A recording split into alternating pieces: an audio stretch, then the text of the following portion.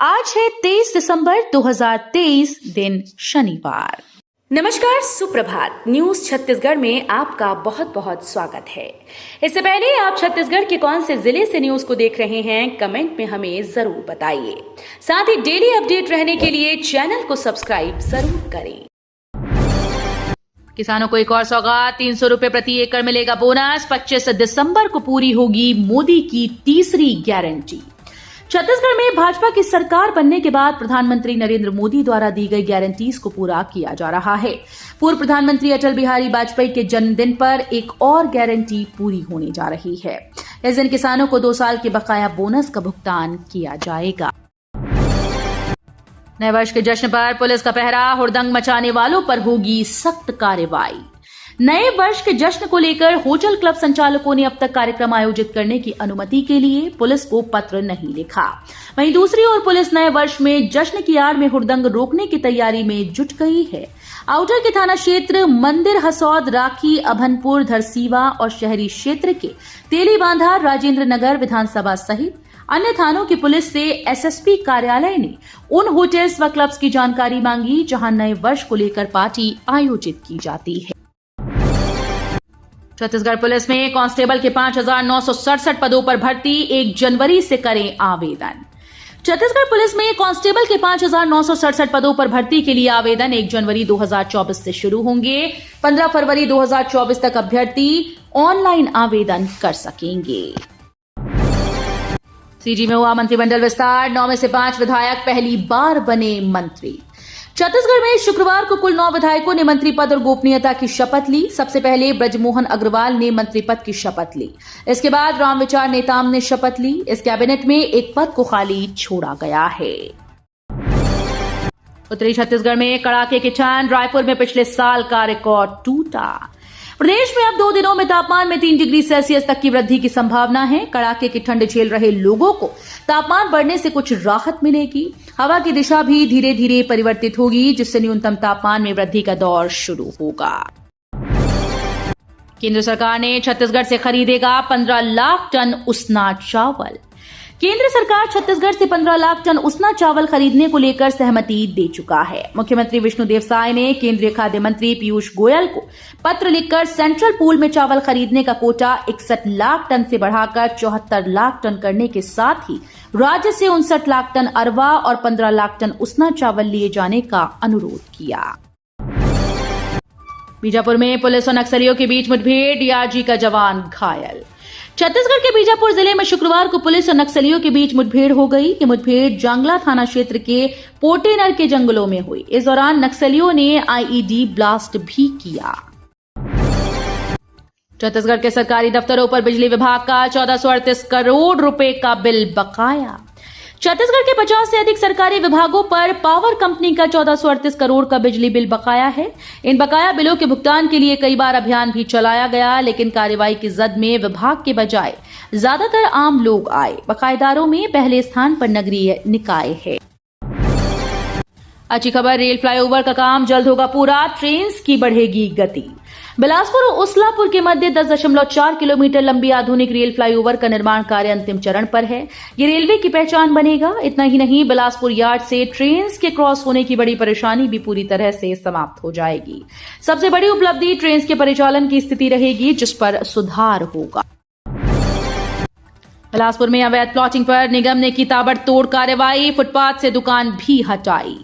एक बार फिर से नगर निगम ने सोनगंगा कॉलोनी और शताब्दी नगर क्षेत्र में हो रही अवैध प्लॉटिंग के खिलाफ ताबड़तोड़ कार्रवाई की।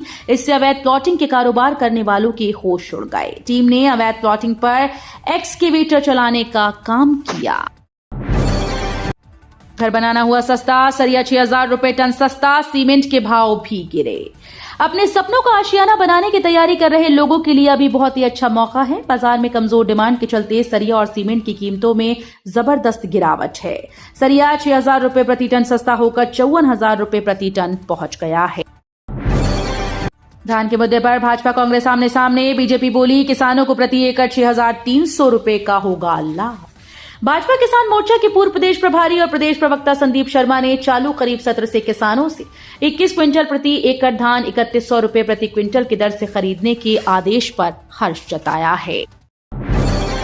छत्तीसगढ़ में बड़ा प्रशासनिक फेरबदल, रायपुर सहित इन जिलों के सहायक कलेक्टर हटाई गई। छत्तीसगढ़ में शुक्रवार को एक बार फिर से बड़ा प्रशासनिक फेरबदल हुआ। राज्य सरकार ने भारतीय प्रशासनिक सेवा के कई अधिकारियों का तबादला आदेश जारी कर दिया। रायपुर में सहायक कलेक्टर के रूप में तैनात जयंत नाहटा को अब दंतेवाड़ा का अनुविभागीय अधिकारी बनाया गया है। कानून व्यवस्था पर सख्त हुए सीएम साय, कलेक्टर एसपी से कहा प्रदेश में दिखना चाहिए कानून का राज। छत्तीसगढ़ के मुख्यमंत्री विष्णुदेव साय ने शुक्रवार को सभी जिलों के कलेक्टर और पुलिस अधीक्षकों की वीडियो कॉन्फ्रेंसिंग बैठक ली। इस दौरान सीएम साय ने कानून व्यवस्था पर अधिकारियों को कई निर्देश दिए।